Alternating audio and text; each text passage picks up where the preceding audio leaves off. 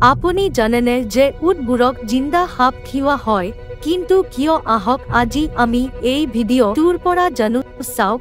উটক বেমাৰৰ পৰা ৰক্ষা পাবলৈ জিন্দা সাপ খুৱাই দিয়া হয়। উটবোৰক সাধাৰণতে হায়াম নামৰ ৰোগৰ পৰা পৰিত্ৰাণ পাবলৈ উটবোৰক সাপ খুৱাই দিয়া হয়। আপোনালোকক জনাও যে উটত সংঘটিত হোৱা এই ৰোগটো এটা বিপদজনক ৰোগ, যাৰ কাৰণে উট মৃত্যু হ'ব পাৰে। ধৰ্মীয় বিশ্বাস অনুসৰি উট অসুস্থ হ'লে ইয়াক বিষাক্ত সাপক খুৱাই দিবলগীয়া হয় যাতে সাপে পেটত প্ৰৱেশ কৰি পোকবোৰক হত্যা কৰে আৰু ইয়াক পৰম্পৰাগত ঔষধ বুলি গণ্য কৰা হয়। কিন্তু আধুনিক জীৱ বিজ্ঞানৰ মতে উট মাংসভোজী নহয় আৰু ইহঁতৰ পাচনতন্ত্ৰ সাপৰ দৰে জীৱ হজম কৰিবলৈ সক্ষম নহয়। গতিকে এইটো এটা পৰম্পৰাহে যিটো বাস্তৱতাৰ লগত মিল নাই।